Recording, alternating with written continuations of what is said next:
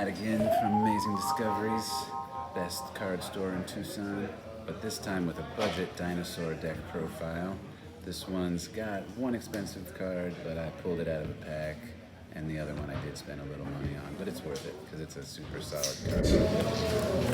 True King Dinos, the obvious first choice is Soul Eating Oviraptor, just because it does everything you need. Searches for the baby, destroys the baby to resurrect another one from the graveyard, and then of course your not newly, but unbanned triple miscellaneous source, because it protects all your dinosaurs on your main phase if you discard it, and then from the graveyard can banish itself and any more dinosaurs, and you can search and special summon another dinosaur based on the number you banish from the graveyard. So they're kind of the heart of the deck. They're both level 4s to help you go into your level 4 Xyz. And then you can't play it without the most broken card, probably. Baby Ceresaurus. It's broken because it's not once per turn. It's broken because you can use its effect to search another one of itself. It's just all around unfair. And then the other baby, Petite Pteranodon, that does have a good effect. It can get you the level 4 or higher dinosaurs from the deck when it's destroyed, but it cannot attack that turn. So not nearly as useful, just play one. It doesn't do all the crazy combos like the baby Ceresaurus does. Oh yes, and then also one level 1 tuner that can get you into Trishula, or if you really work hard at it, you can actually even get Maturia Beast. So worth it to have that tuner searchable.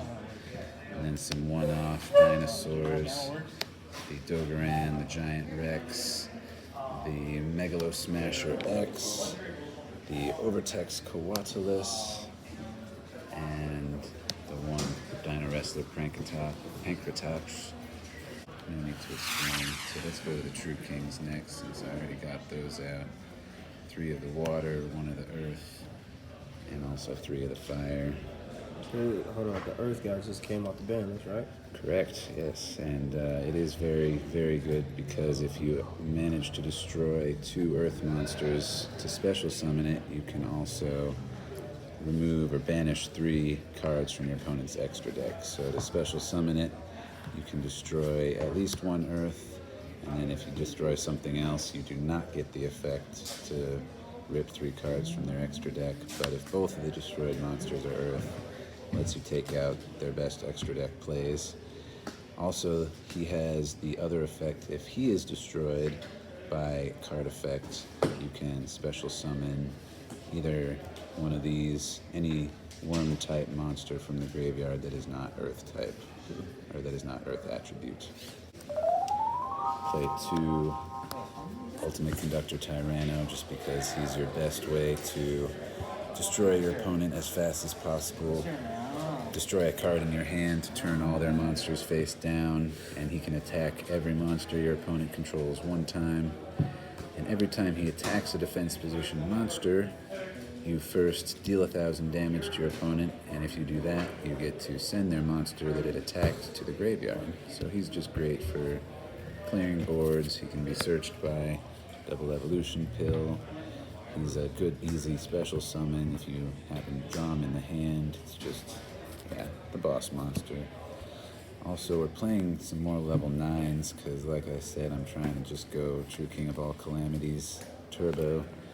So there's the expensive card, the Gizmek Kaku Supreme Shining Sky Stag.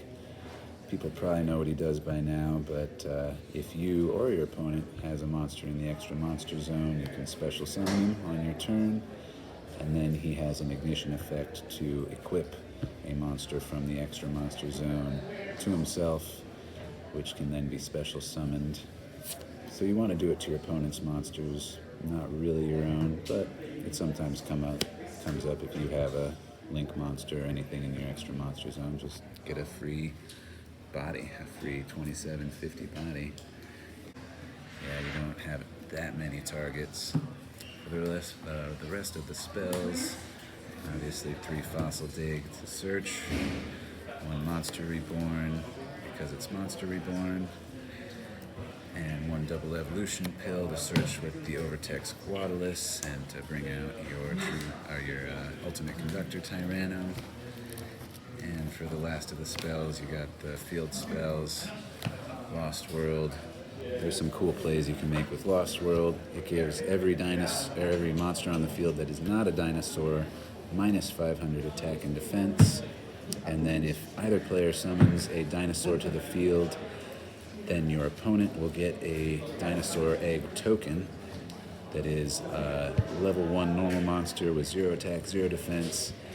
And the silly kind of plays you can make is if you happen to summon a Soul Eating Oviraptor, which you obviously really want to do and most times happens, he's always your starter, they will get their token from this, and then you can use Soul Eating Oviraptor's second effect to target a level 4 or lower dinosaur monster on either field and destroy it, and special summon another dinosaur from your deck.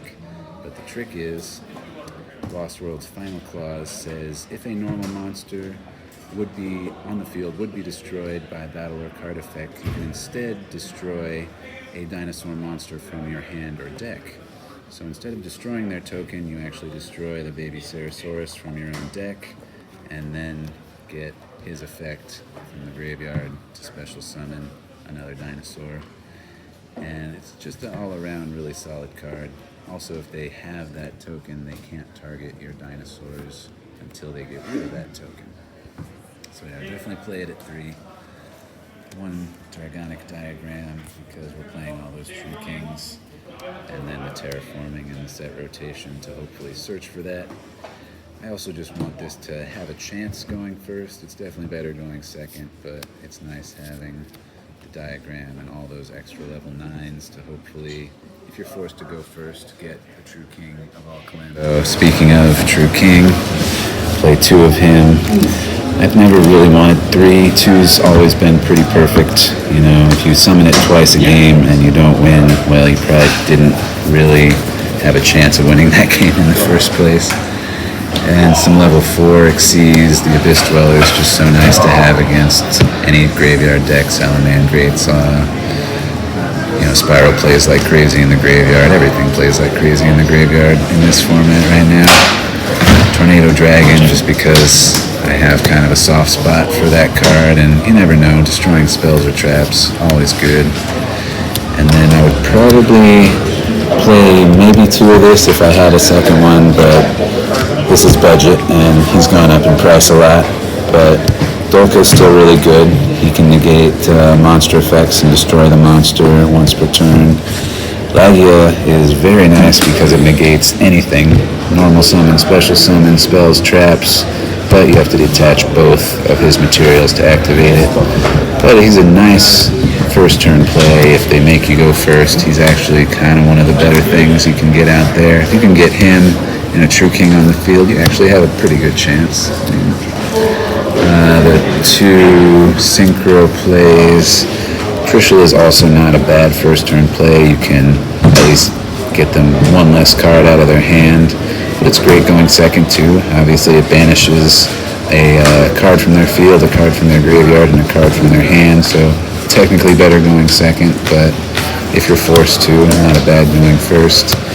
If you can get lucky enough to get into him, then it's also a good first turn play, but you need a lot of resources to get there. You're going to need 2 monsters to get into Reaperdocus, and then also manage to summon the Drac Aolo, as well as the Giant Rex, which you can do because you have lots of searching effects between the babies and the Oviraptor.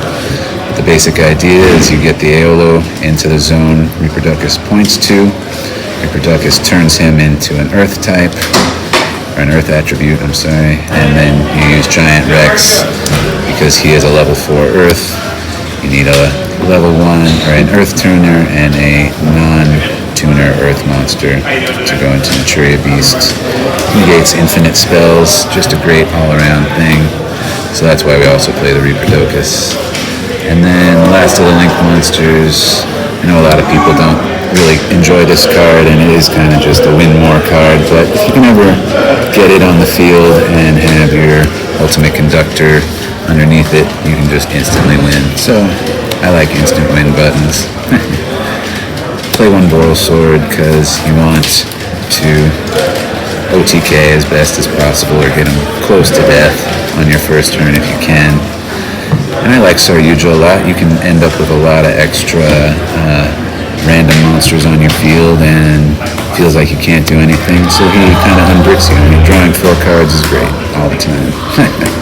And then Appaloosa, because it is probably the best going first if you can get there, but you know, this deck doesn't really want to do that necessarily.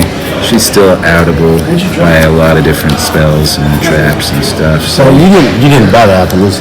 No, I also got extremely lucky and opened 2, and my luck has never been as good as that ever since. I think I probably opened like maybe 10 packs of Rising Rampage, opened 2, and yeah, I will never claim to be unlucky after that. And last but not least, thanks to Kyrie, I have a Psy-Frame Lord Lambda, which is just one of the highest attacks for a generic Link 2, and I also play some of the Gammas in the side deck, so it's nice to have.